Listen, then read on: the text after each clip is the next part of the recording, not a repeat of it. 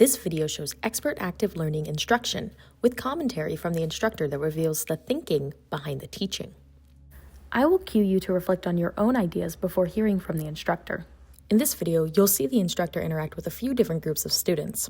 As you watch these interactions, consider this question, which we will return to later. What makes a productive in-class question? After approximately 40 minutes of interspersed lecture, in-class questions about cellular respiration, and an introduction to the concept of fermentation, the instructor posed this question to students.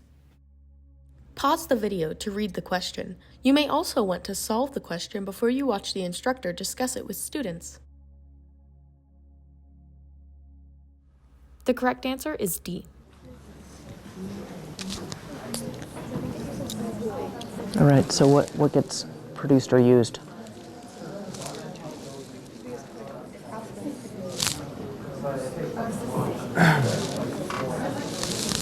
I need to look at someone's top hat because I can't see the questions. Somebody have it open? What'd you choose and why? I haven't chosen anything. Okay, so let's look at the responses. Would glucose get used? Looks like it. Yeah, because you still have that, still need to start with that reduced carbon. Yep. What about, what's the next one? Would it produce as much NADH?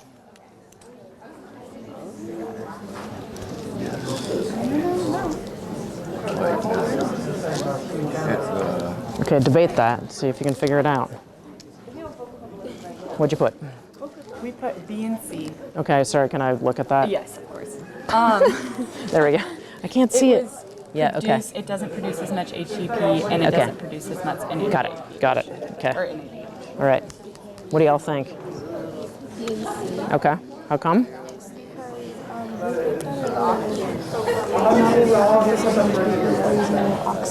So like there's Yeah. a thing to oxidize. Yeah. Well, so I mean it does, but not yeah, as much. and not as much. Exactly. What makes a productive in-class question? Pause and write down a few ideas.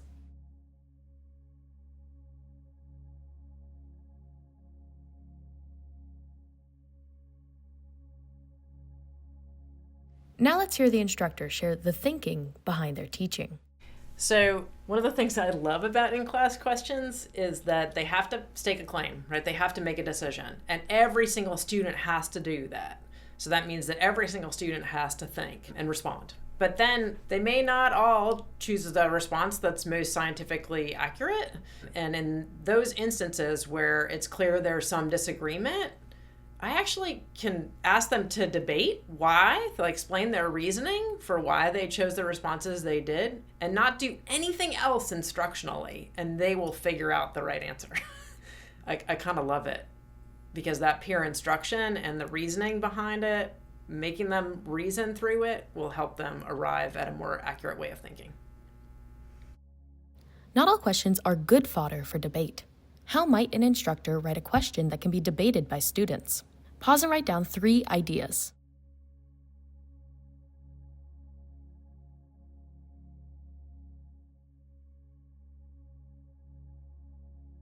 Let's hear the thinking behind how Dr. Dolan designs questions. Well, I try to think about where points of confusion may be, and also what they really have to reason about, and I ask the question in a way that will require them to reason.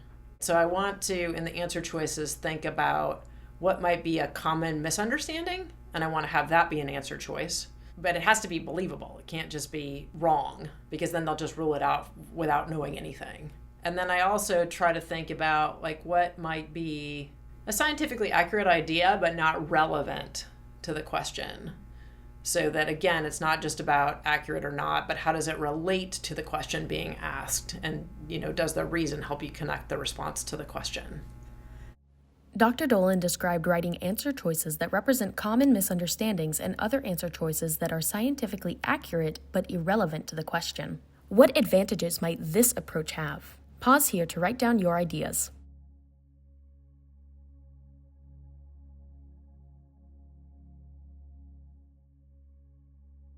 Now let's hear how Dr. Dolan thinks about the advantages. So the common misunderstandings is helpful because it can help me determine who has those misunderstandings and how many students have those misunderstandings. It's also an opportunity for me to say, why might someone pick that response? And what's the erroneous understanding? And why can we rule that out? So it allows me to have a conversation with them about that particular misunderstanding. Then the scientifically accurate but irrelevant.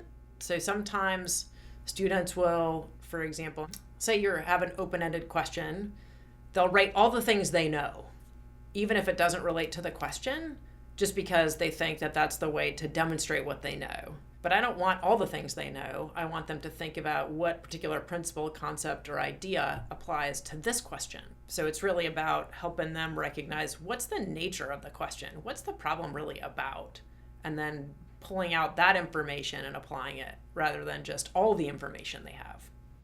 Writing productive questions to use in class can be challenging.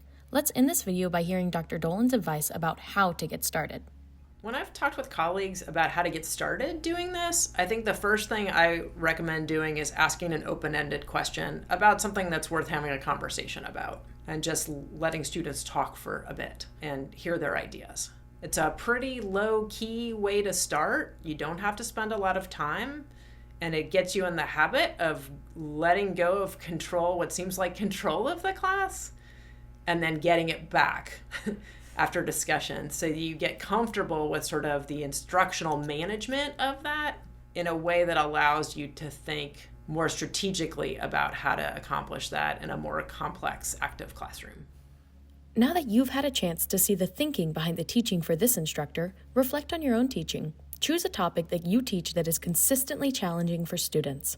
If you already have in-class questions for that topic, revisit them and consider how they could be fine-tuned to challenge students to engage in reasoning and grapple with the hardest parts of the topic. If you do not yet have in-class questions, consider Dr. Dolan's idea of posing an open-ended question that is worth discussing. It could be a question from a prior exam or assignment. Questions that were challenging are especially good places to start.